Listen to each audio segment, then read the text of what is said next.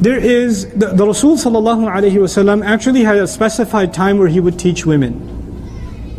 Where he would do that. Especially the women of Medina. And actually the women of Medina were different from the women of Makkah. They were actually a lot more bold.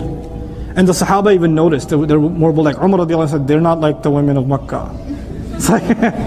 So there was a difference between them. And they're outspoken. And we even know that from many athar and many hadith texts. Like, Umar is giving khutbah radiallahu anhu and a woman gets up and says, you can't say that. Allah said this. Like, lady, why are you not in the sister section behind a glass? Why are you...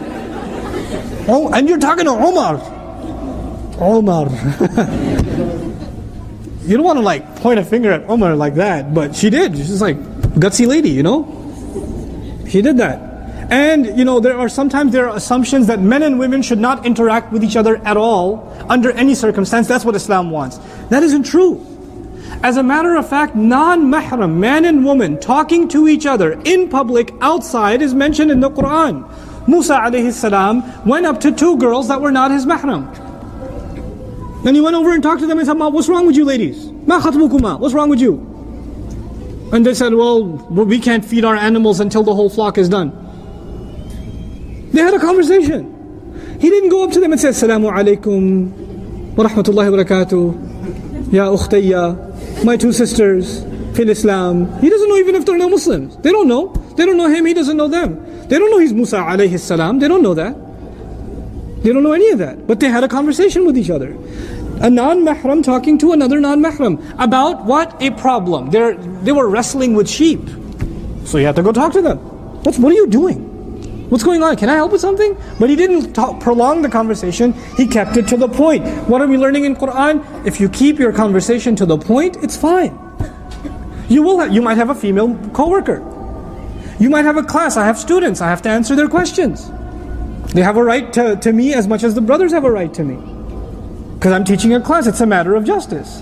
I can't put them in the back and not give them the same kind of attention. It's not fair.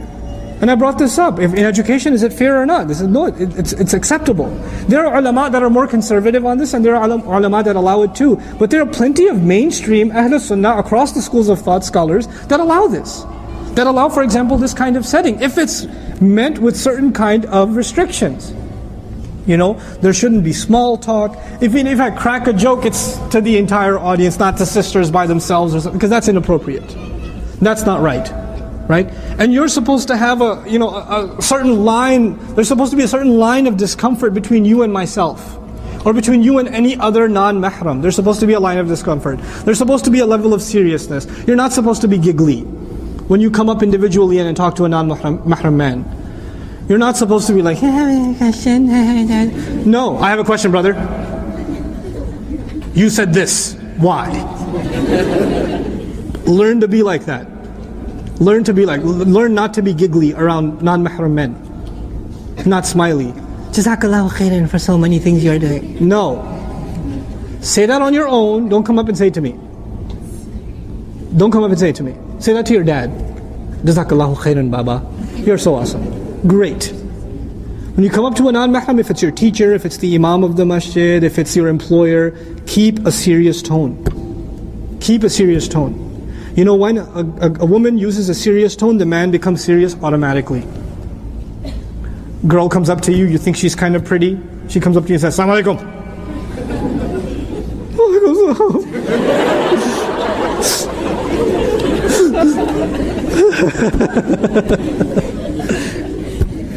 You're not going to get your play around now. It's done. It's over. But she comes up to you and says, Assalamu alaikum wa rahmatullahi wa barakatuh. No good. No good for you.